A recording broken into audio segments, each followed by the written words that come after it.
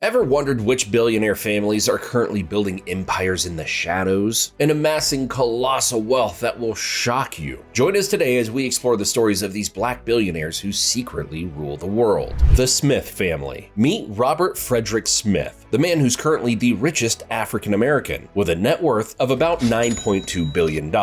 He's the founder, chairman, and CEO of the private equity firm Vista Equity Partners, a company which currently holds over $100 billion in assets. But who is this man and how did he make so much money? Well, here's the full scoop on this secret billionaire. Robert F. Smith was born on December 1st, 1962 in Denver, Colorado. His father, Dr. William Robert Smith, was an elementary school principal, and his mother, Dr. Sylvia Myrna Smith, was a principal of George Washington High School. Both Smith's dad and mom had PhDs in education, so they obviously placed great value on giving their kids the same learning opportunities they had growing up. As a young kid growing up in Denver, Smith attended East High School, graduating with the class of '81. While he was still in high school, though, the future billionaire found an opportunity to work as an intern at Bell Labs, one of the most reputable industrial research and development companies owned by Nokia. At first, they rejected him because the position was only open to college students. But Smith wasn't the kind of person to give up easily. He kept calling and calling for 5 months straight. And one day, the people over at Bell Labs probably got tired and offered him a role after an MIT student failed to show up. That summer, Smith developed a reliability test for semiconductors, a pioneering achievement at the time. After graduating high school, Smith then moved on to Cornell University, where he earned a chemical engineering degree in 1985. He worked at Kraft Foods, Goodyear, and several other companies as a chemical engineer for a while, before finally getting his MBA in 1994. As soon as he got his MBA, he found work at the investment bank Goldman Sachs, delving into the world of technology investment banking. By the year 2000, Smith had gained enough knowledge and experience to launch out on his own. So he left his high-paying job at Goldman Sachs and started Vista Equity Partners, the company that would eventually make him a billionaire. Smith focused on investing in software companies like Big Machines, Reynolds & Reynolds, Ping Identity, Advent Software, and many more. Over the years, their portfolio grew larger and larger, and today the company manages more than 85 enterprise software, data, and technology-based companies, which serve over 500 million users worldwide and employ some 95,000 people. In 2019, Vista Partners was named the fourth largest enterprise software company, coming just behind Microsoft, Oracle, and SAP. In the same year, 2019, Robert Smith delivered a powerful speech at Morehouse College. But it wasn't just the speech that caught people's attention, but his promise to pay off the student loan debts of every single member of the 2019 class, a loan that totaled up to $34 million.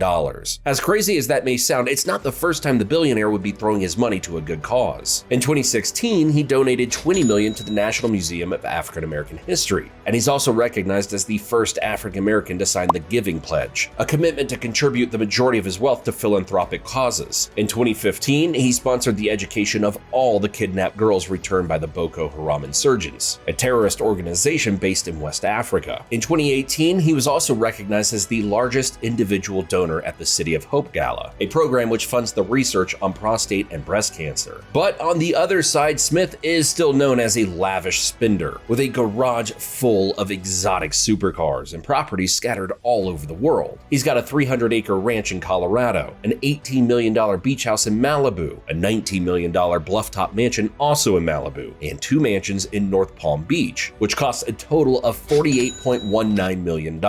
However, that's not even his most expensive purchase. That crown would go to the $60 million penthouse he acquired in the exclusive Chelsea neighborhood of New York City back in 2018. He also owns 2 ski condos and a downtown club known as the White Pearl in the French Alps, as well as a Gulfstream private jet and multi-million-dollar yachts.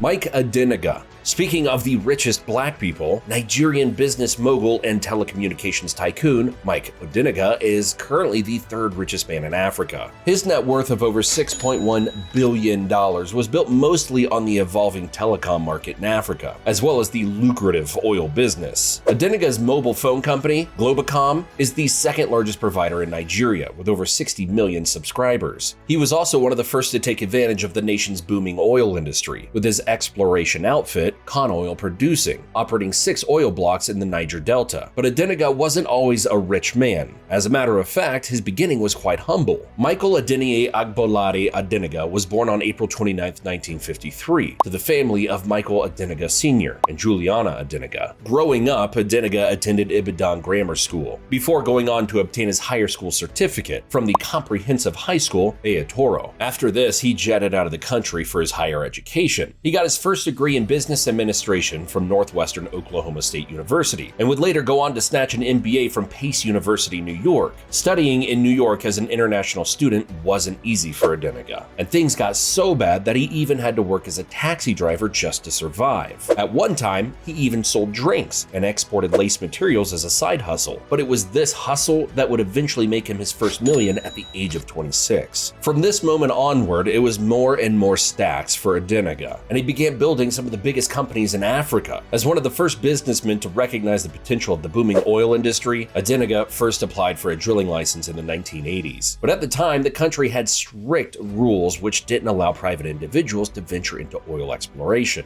Fast forward to 1990, and a new government finally opened up the doors for private investors, giving Adeniga the opportunity he'd been waiting for. His oil company, Consolidated Oil, was established in the same year. And even though the oil money was rushing in, the billionaire knew he had to diversify his business interests. So in 1999, Adeniga decided to tap into the growing telecommunication industry, acquiring a GSM license, which was later revoked. After a fierce battle, he finally obtained a second license in 2004, and that was when he started Globacom, the company that would become Nigeria's biggest indigenous telecom company. The company has since established roots in other African countries like the Republic of Benin, Ghana, and Cote d'Ivoire. With so much money at his disposal, the billionaire has acquired several properties, including a massive mansion located in the exclusive Banana Island neighborhood of Lagos, Nigeria. This property is said to be worth around $1.6 million, and it comprises 8 duplexes, 2 watchtowers, a mosque, a church, and a multi-purpose hall that seats 200 people. There's also an indoor swimming pool, a car park, a helipad, and a yacht deck. His garage is also filled with some of the most luxurious cars money can buy, like the Mercedes-Maybach S-Class, an armored Bentley Mulsanne, a Mercedes-Benz AMG C63, a Rolls-Royce Phantom, and other exotic models. The business tycoon also owns not 1, but 2 private jets, including a $15 million Bombardier Global 5000 and a $32 million Dassault Falcon 7X.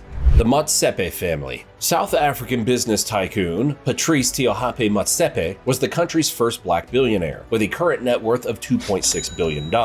This massive fortune was made through his several mining interests, which eventually came together in 2004 to form the multifaceted mining company African Rainbow Materials. Despite growing up under the oppressive apartheid regime, Motsepe actually fared better than a lot of black South Africans. After his father was banished from the country for speaking against the apartheid, he became a successful liquor distributor, forming an affiliation with South African breweries. It was in this business that Motsepe spent his formative years, working at the store and learning the ropes of running a business. Due to the success of the family business, Motsepe and his siblings were able to access proper education at the Roman Catholic boarding school in Eastern Cape Province. Afterwards, he earned a bachelor's degree in law from the University of Swaziland, as well as a law degree from the University of Witwatersrand, Johannesburg. After trying his hand at the law profession, Motsepe decided to dive into the mining world, and in 1994 he founded a mining services company, which he called Future Mining. With the wealth of knowledge and experience he had acquired over the years, he was able to transform his initial venture into a conglomerate now known as ARM. Today, the company is worth over $145 billion,